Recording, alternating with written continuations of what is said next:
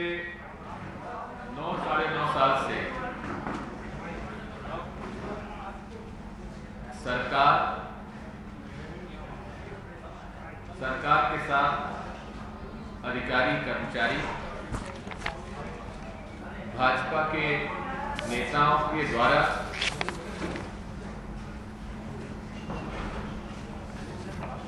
पूरा हर स्तर पर व्यवसाय किया जा रहा है।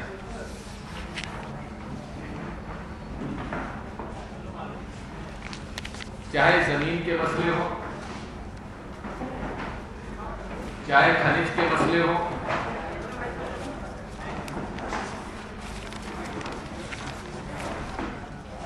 पूरे तरीके से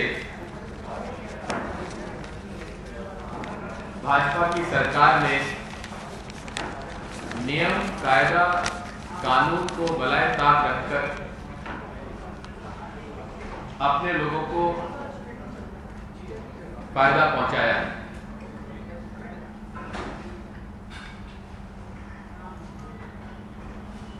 जमीन के मसलों पर और खनिज के मसलों पर अविश्वास प्रस्ताव के द्वारा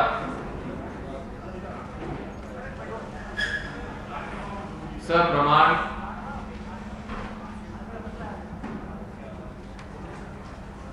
अनेक प्रकरण रखे गए।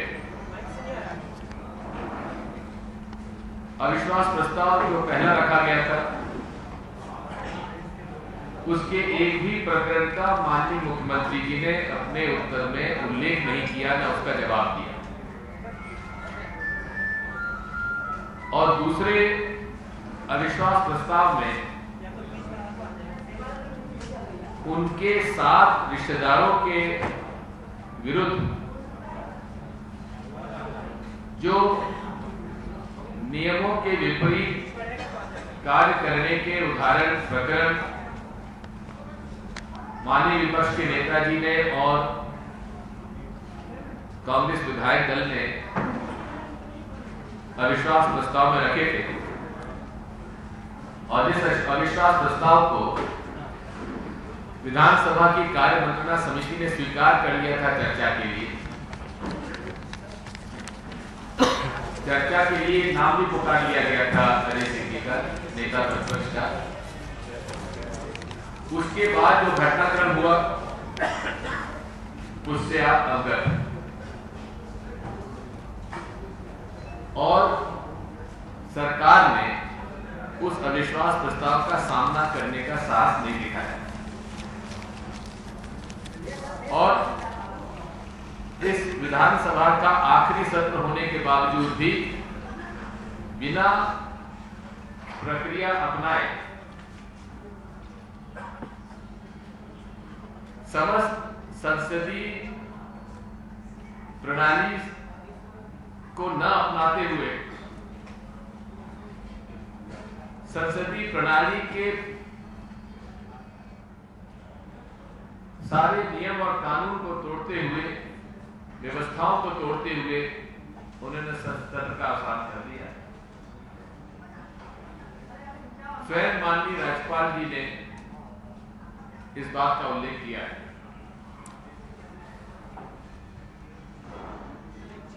मुझे पूरा विश्वास है कि माननीय मुख्यमंत्री जी अविश्वास प्रस्ताव का सामना करने का साहस नहीं जुटा पाएंगे।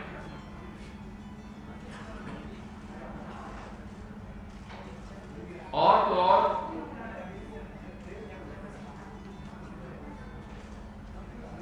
अब जिस तरह से जमीन का माफिया, खनिज का माफिया, अब व्यापम माफिया भी उजागर हुआ है। और इस व्यापम माफिया में सीधी जिम्मेदारी लक्ष्मीकांत शर्मा जी पर आती है।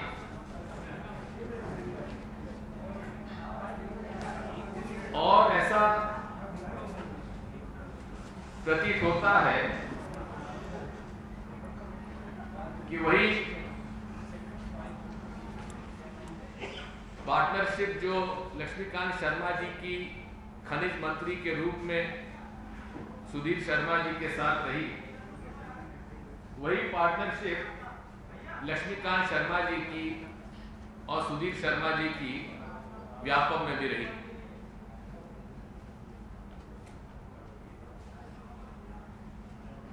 श्री पंकज त्रिवेदी,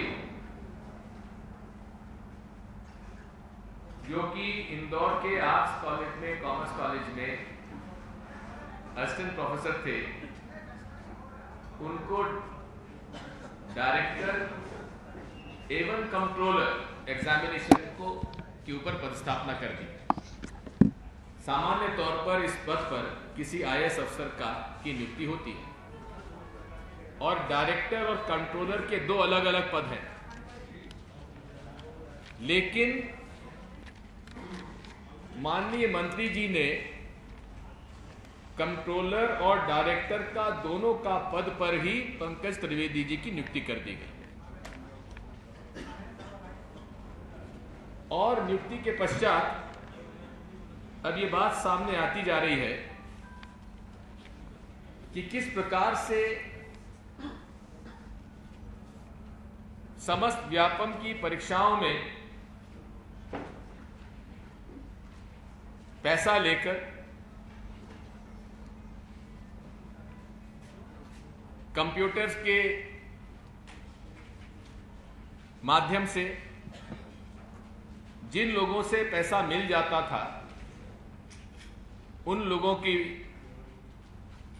पीएमटी में और भी जो एंट्रेंस टेस्ट होते हैं उनमें तथा सरकारी नौकरियों की नियुक्तियों में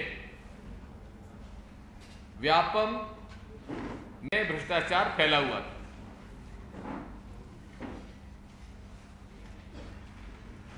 7 जुलाई को पीएमटी की परीक्षा थी। हम लोगों ने मुन्ना भाई एमबीबीएस की फिल्म देखी है।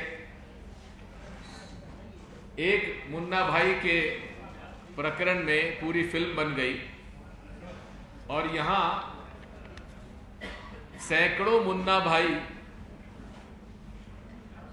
लाभ ले चुके हैं और डॉक्टर जगदीश सिंह सागर खुद ने स्वीकार किया है कि सैकड़ों फर्जी छात्रों के मेडिकल कॉलेज में उन्होंने प्रवेश दिलाया है। इसी प्रकार से और भी 2-3 लोग हैं जो एक पीएमटी की परीक्षा में पास कराने की प्रक्रिया में शामिल थे। जगदीश सिंह सागर गिरफ्तार हो चुके हैं और लगभग 350 फर्जी भर्ती कराने का उन्होंने स्वीकार कर लिया है, उनकी सूची भी दे दी। तरंग शर्मा, सुधीर राय, संतोष गुप्ता 50 फर्जी भर्ती करने का स्वीकार उन्होंने कर लिया है, वो भी गिरफ्तार हो चुके हैं। लेकिन 2 व्यक्ति और हैं, डॉक्टर दीपक यादव जो कि एक भाजपा के वरिष्ठ नेता से जुड़े हुए हैं, उनकी गिरफ्तारी अभी नहीं हुई है। और इसी प्रकार डॉक्टर संजीव शिल्पकार और गौरव पाटनी इंदौर में ये भी गिरफ्तार नहीं किए गए हैं। अभी तक केवल जो छोटे मोटे अधिकारी थे उनकी गिरफ्तारी व्यापम में हुई है। C K Mishra assistant computer programmer, छोटा कर्मचारी है। नितिन महेंद्रा जो कि सीनियर प्रिंसिपल सिस्टम है में कर्मचारी थे व्यापम में, जिनको कि पूर्व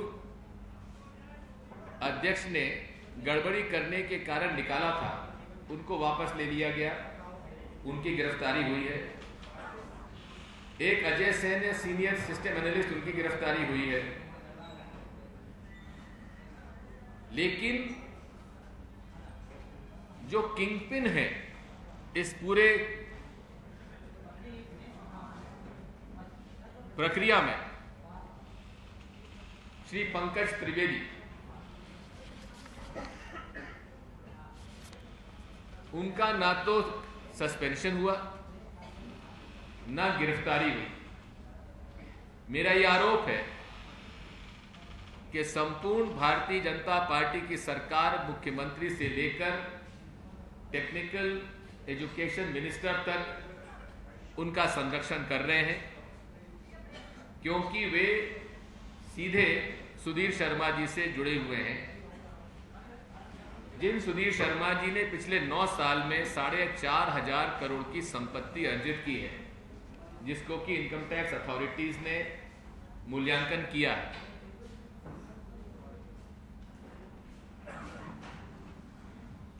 इसमें एक और महत्वपूर्ण व्यक्ति हैं डॉक्टर अजय मेहता, जो कि जन अभियान परिषद के उपाध्यक्ष हैं। अनिल दवे जी उसके अध्यक्ष हैं, चीफ मिनिस्टर अध्यक्ष हैं, और अनिल दवे जी भी उसमें पहले अध्यक्ष थे। वहां के उपाध्यक्ष डॉक्टर अजय मेहता और नितिन महेंद्रा जी के जो व्यवसायिक संबंध है, इसकी भी जांच मुझे भरोसा है कि मध्य प्रदेश पुलिस कम से कम नहीं करेगी। एक एटीएस कंप्यूटर कंपनी है जिसमें नितिन महेंद्रा के परिवार और अजय मेहता जी के पार्टनरशिप है।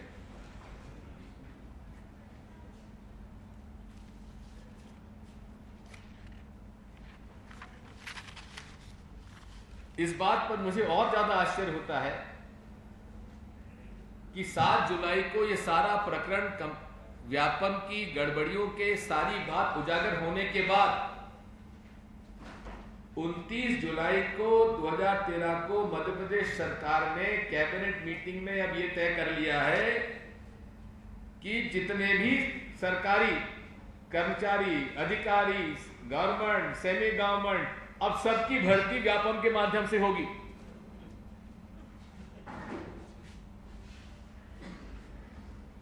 अब आप बताइए कि इस भारतीय जनता पार्टी की सरकार से क्या उम्मीद करें?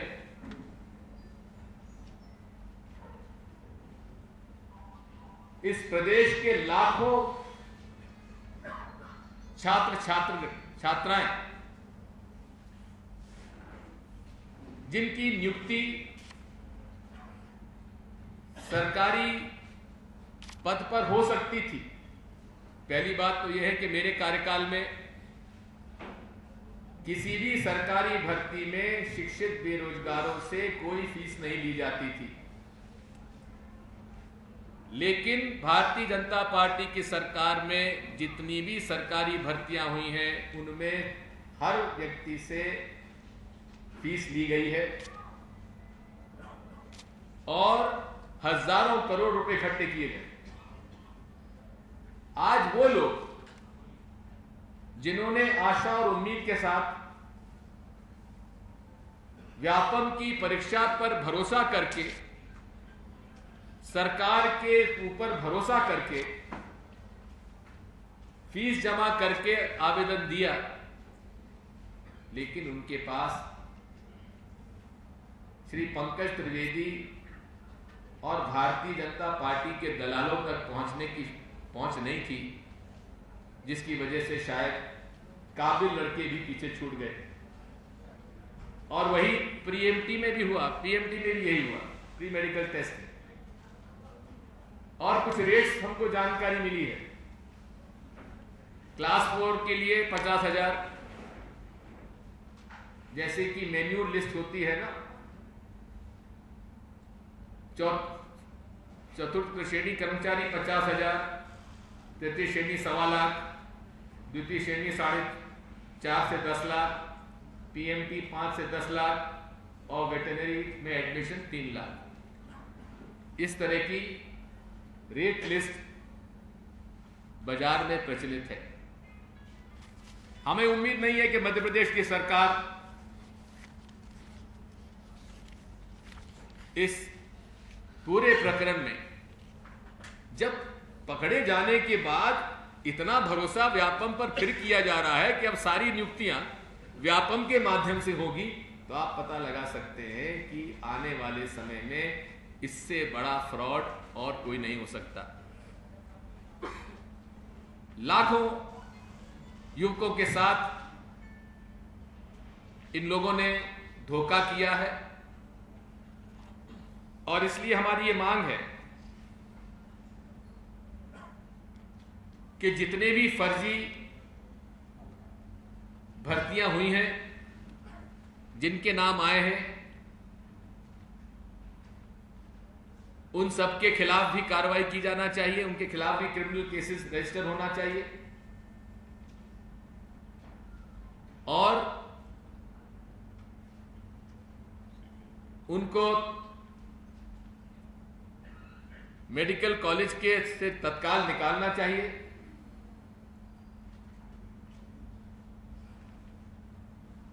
साथ में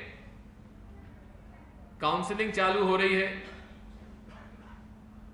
उस काउंसलिंग में भी जो लोग फर्जी हैं, जिनके पास जानकारी आ गई है, उनको काउंसलिंग से बाहर करना चाहिए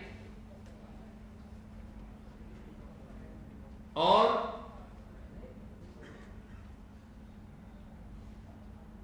अगर थोड़ी सी भी लज्जा और शर्म मुख्यमंत्री जी में है तो इस पूरे प्रकरण को सीबीआई में सौंपने के लिए तत्काल सहमति दें, केंद्र सरकार से अनुरोध करें, क्योंकि कई पीएमटी में सिलेक्टेड छात्राएं प्रभावशाली राजनेता और प्रभावशाली सरकारी कर्मचारी अधिकारियों के रिश्तेदार नातेदार बेटियां हैं। इसलिए इस सरकार से उम्मीद नहीं की जा सकती, मध्य प्रदेश पुलिस से उम्मीद नहीं की जा सकती, लोक आयोग से उम्मीद नहीं की जा सकती। इसलिए ये प्रकरण सीबीआई को सौंपना चाहिए। दूसरा प्रकरण और भी ज्यादा संवेदनशील है।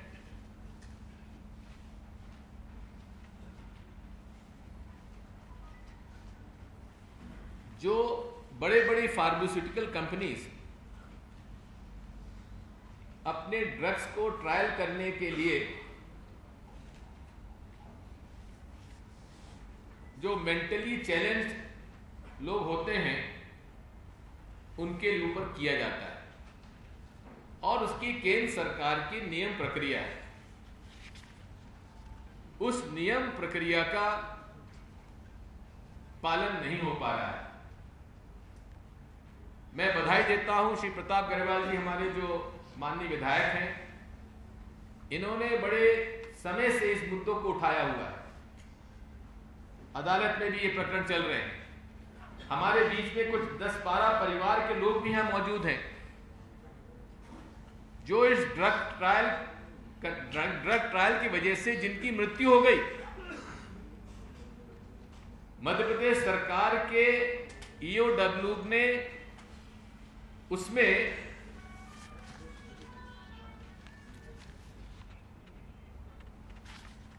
पूरी रिपोर्ट दी है और रिपोर्ट के साथ साथ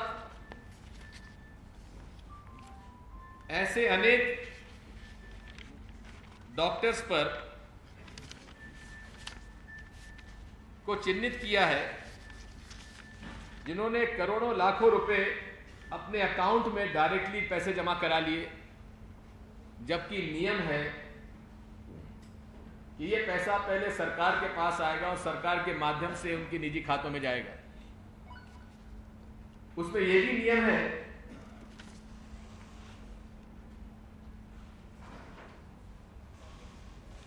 कि 10% उसका हिस्सा सरकार के पास जमा होता है। ईओडब्ल्यू के जांच के बाद भी सरकार ने केवल कुछ डॉक्टरों पर ही कार्रवाई की है और इंदौर के जो मेडिकल कॉलेज जो DHO CMO हैं, मुख्य चिकित्सा एवं स्वास्थ्य अधिकारी, उन्होंने कमिश्नर हेल्थ को पत्र लिखकर कहा था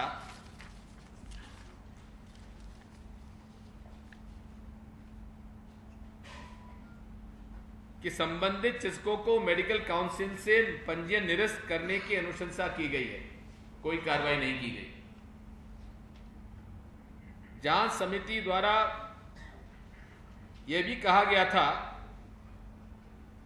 कि एथिकल कमेटी के गठन से लेकर ड्रग ट्रायल तक अनियमितता और प्रोटोकॉल का पालन नहीं किया गया है और इन चिकित्सकों के विरुद्ध क्रिमिनल प्रोसीडिंग्स की कार्रवाई प्रस्तावित की थी, लेकिन चूंकि इसमें बड़े पैमाने पर स्वयं स्वास्थ्य विभाग के मंत्री जी से लेकर नीचे तक लोग शामिल हैं, इस पर कोई कार्रवाई नहीं की जा रही है। और इसीलिए हम ये चाहते हैं कि इस बारे में लगभग 100 से अधिक लोगों की मृत्यु हो चुकी है इन ड्रग ट्रायल्स में। अकेले इंदौर के MY मेडिकल कॉलेज में 35 मौतें हुई हैं, ग्वालियर मेडिकल कॉलेज में 14, भोपाल मेमोरियल हॉस्पिटल में 12, जबलपुर में 1 व निजी अस्पतालों में 100 से अधिक मृत्युएं हुई हैं।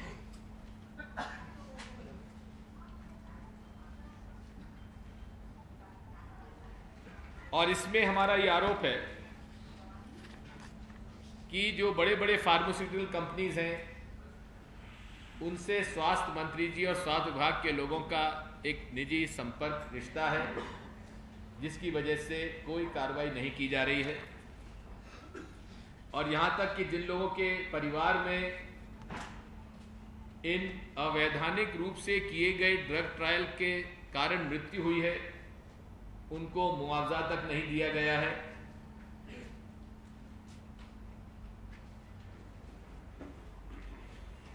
इसलिए हमारी ये मांग है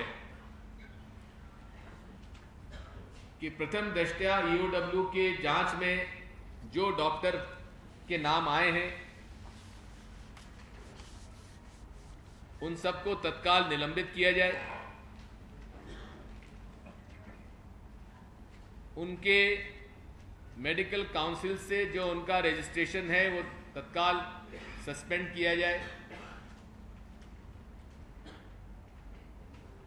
जिन परिवारों के ड्रग ट्रायल्स की वजह से मृत्यु हुई है उनको मुआवजा दिया जाए। और हमारा ये आरोप जो है कि इसमें मध्य प्रदेश शासन के बड़े बड़े लोग भी इसमें शामिल हैं, इसलिए हमें मध्य प्रदेश की सरपुलिस पर कोई भरोसा नहीं है और यह प्रकरण भी CBI को सौंपा जाना चाहिए।